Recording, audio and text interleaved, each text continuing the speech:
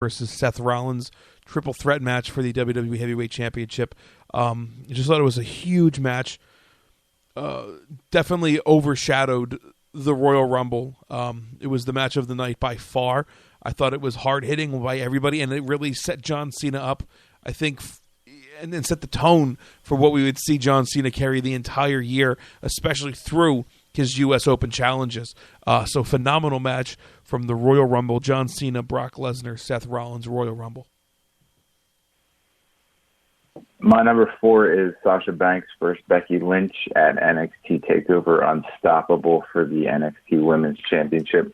This match, I think, really saw Sasha Banks show what she can do in the ring. You know, we always knew she was great, but I think this time against Becky, someone more her size, no offense to Charlotte, but someone that she can really work with and not have to make it look stiff. At one point, I thought that Becky was going to pull Sasha's arm out of the socket. It was just a match you could really get into, and we really saw what women's wrestling can be if they're given the freedom to just open up. Yeah, that one. There was so many good, women's matches from NXT. We have a Josh is listening in. He says his match of the year was Sasha versus Bayley at NXT TakeOver Brooklyn. So, Josh, thank you for listening in and giving us your match there. Moving on to our number 3 matches of the year. Mine is going into the match, NXT champion Kevin Owens taking on Finn Balor for the NXT Championship at the Beast from the East special in Tokyo on July 4th.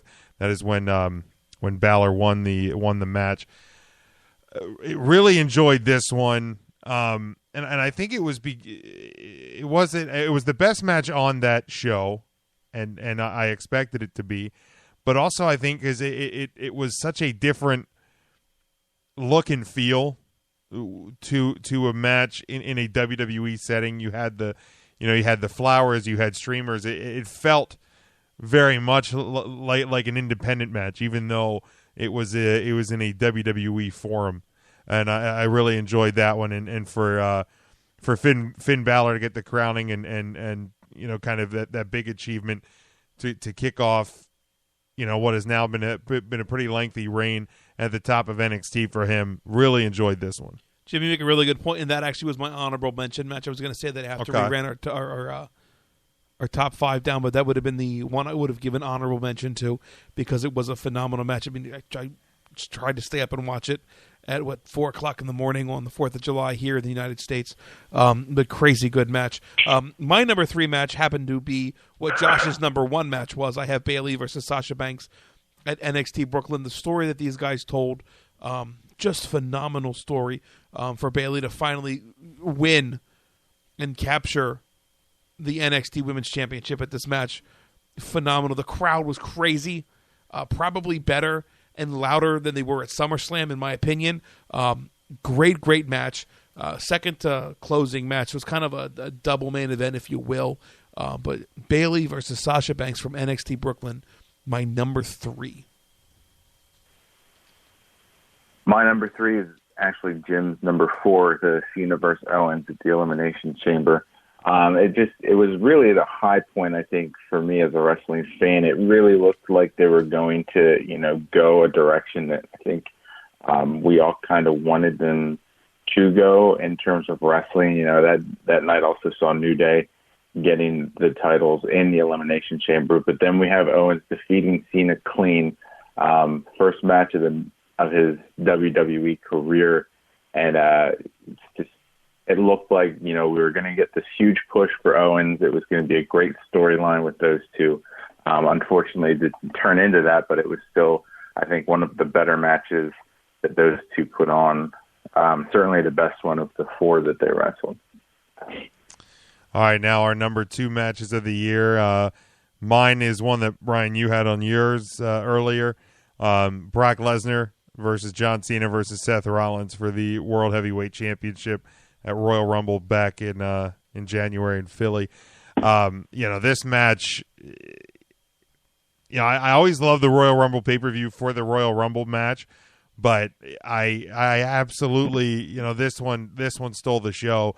Obviously, it helped that the Royal Rumble match itself ended on such a sour note with the crowd reaction, anything like that. But these guys did spectacular work, and really I think was one of the, if not the best triple threat matches that we've ever seen. So this one comes in at number 2 for me.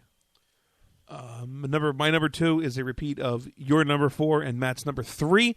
I have Kevin Owens versus John Cena at Elimination Chamber for every reason you guys said. I'll keep it that simple. I mean, I thought, a phenomenal match. No surprise that it ended up on all 3 of our countdowns. Matt? My number 2 is Sasha Banks versus Bayley, but the one at NXT TakeOver Respect, where they had the 30-minute Iron Woman match that main evented. I thought that one was phenomenal. We talked about needing to see more out of Bayley, and we really did that night. And, Sasha just put it all on the line as well. I think you could just see the pride that those two had at the end of that match and what they just did for the crowd. It, again, like I said with the Sasha Banks Becky Lynch one, it really showed what the women are capable of doing in the ring, and it gave us as wrestling fans and women's wrestling fans hope of what we could see on the main roster. Yeah, and honestly, Matt, just to jump right into it, that's my number 1. I think, Ryan, correct me if I'm wrong, I've been saying even for the last couple of weeks that I knew what my number 1 match would be, and it would not come as a surprise to people that know me, and that my number 1 match of all time has been the Iron Man match between Brett and Shawn Michaels. That's why this match comes in at number 1 for me, to not only see them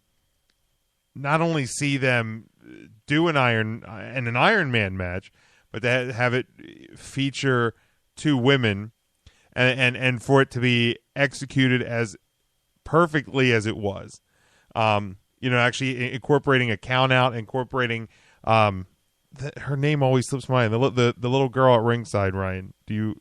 Matt, can you remember her name? The Bayley fan at ringside? I'm just watching you sweat from across the studio. I cannot. It's driving me nuts. You got it. No, I really right there, don't. Jim. I really don't. It's right there. Why don't you just help me out, Ryan? It's Izzy. Come on. It's Izzy. Okay. Izzy. Incorporation. His eyes, folks. I shit you not. His eyes were about as big as pancakes. Just hoping that I would give in. Like, please. Just please. It's Christmas. But just absolutely a perfectly executed match. And when I saw it, I was pretty sure that was going to be my number 1 match of the year. It was going to be very hard to top that. Nothing did before then or after then. So that is my number 1. Again, Sasha Banks versus Bayley for the NXT Women's title in the Iron Woman match, 30-minute Iron Woman match at the NXT TakeOver Respect. Again, not surprised that this match also topped my list.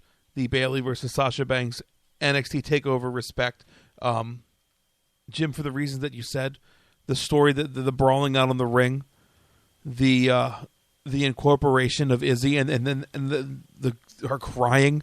I mean, it brought such a human factor into it. And I said right after that the show, because we podcasted the Thursday after that I don't think she knew how much of an impact she had in that match. You can go back and watch that match tonight. I challenge anybody to go watch that match tonight and take the interaction away from her. And just forget about that. It's not as good as a match without Izzy in it. And it sounds stupid, but it really brought the human aspect of that match to the forefront. Loved the match. Loved the finish. The submission right at the end. Oh, my God. I can't even talk as much as I'd want to about it. But no shock that, again, won all 3 of our countdowns. Bayley, Sasha Banks, NXT TakeOver Respect. The 30-minute Iron Woman match. All right, for my number 1, I'm going all the way back to February. NXT TakeOver Rival, Finn Balor versus Neville for the number 1 contender for the NXT Championship match. it stuck with me all year. I think I told you guys that around, I want to say June, I was making like my mid-year ones, and this was the one I had circled as number one then, and it didn't really get passed at that point because I just think it had everything you wanted to see in it. The power moves, the high-flying moves from Neville. The entrances are always cool, but I think there was just such a back and forth in that match that it reminded me why I was a fan of wrestling at that point. Coming after the Royal Rumble, where I was just so disappointed to see a match like that and just kind of reaffirm my fandom, I think it is why it stuck with me as number one for the whole year. Good call. All right, very good. Chase did check in with us here. He was a part of another podcast this evening. He had the Iron Woman match as his number one, and Kevin Owens versus Cena, the second one at Money in the Bank, was his number two match. Okay, of solid the year. Match. Isn't it crazy? We all included John Cena matches. Matt, you included one, right? Like a John Cena match as one of your top matches of the year. I had two. Yeah, I had two as well. Yeah. I mean, I also with the Rumble match and the Owens versus Cena match had two on my list as well. I mean, think about a year or 2 years ago, would we have ever even considered including the 5 moves of doom John Cena on one of our lists? That's as far as he has come. Yeah. And I think the reason why Jim and I both agreed that, like, and Matt, I think you to an extent also agreed that Superstar of the Year could have easily went to John Cena. Yeah. Yeah, he had an incredible year. I mean, he really did. And am I wrong in saying that I'm actually excited to see him coming back on Monday? Twitter's not. Oh, yes, you are. No, you're not. I'm excited too. I was excited when he went out a few years ago for as much as I loathed him, and then came back to wrestle Del Rio for the big gold belt at the time. So, I think this kind of role can work for him, where he's just kind of coming back for the pop. I think he's very capable of doing that for WWE. I just don't think he should be in like a long, drawn-out program anymore. Right. I saw something on Twitter today. It said Cena has to wrestle Del Rio at least once every 2 years or he dies. And because he came back, he wrestled 2 years ago in 2013 and then back in 2011. So John Cena is coming back. One honorable mention I had, Ryan, I know you mentioned one of yours, and Matt, I don't know if you have one. To me was Cena versus Sami Zayn. And again, here we are with the Cena match. But Cena versus Zayn in Montreal. I really thought points in that match that Sami Zayn was going to win that U.S. title, and it was just such an awesome atmosphere. Phenomenal match. That was actually mine as well. I had that and the Cena Cesaro match flip flopping for number 5 for a while, but only because I couldn't use the Big Show stairs match from last year's TLC. Unfortunately, I couldn't fit that one in. Tables, ladders, chairs, and stairs. What an awful match that was. Now, Josh, Jim, hold on. You make a good point about that Sami Zayn match. Did Bret Hart play a role in that? I know you're a huge Bret Hart fan. I mean, the whole moment was really cool in Montreal. Bret Hart, Sami Zayn making a debut, kind of unannounced. Everybody kind of felt it could have been happening. But did Bret Hart play a big role in that for you? Because he's the one who ultimately introduced. I mean, honestly, not for me, but I think for the crowd it helped. I mean, especially Bret Hart in Montreal, sure. With all the history there, I think it helped the crowd. I think the crowd kind of felt that Sami Zayn could have been it, and I think that whole night could have turned ugly if it wasn't Sami Zayn. I think. But I think Bret Hart helped the atmosphere there, which I guess in turn helped me. So I can't necessarily say that it didn't have an impact. Okay. But just a spectacular. The whole thing was one of those things he did right. And again, real quick before we go to Josh, mm-hmm. Are you caught up? Are you guys caught up on Breaking Ground? I'm not. I'm actually, I think, 2 episodes behind. Okay. Hopefully, I'll get caught up this week.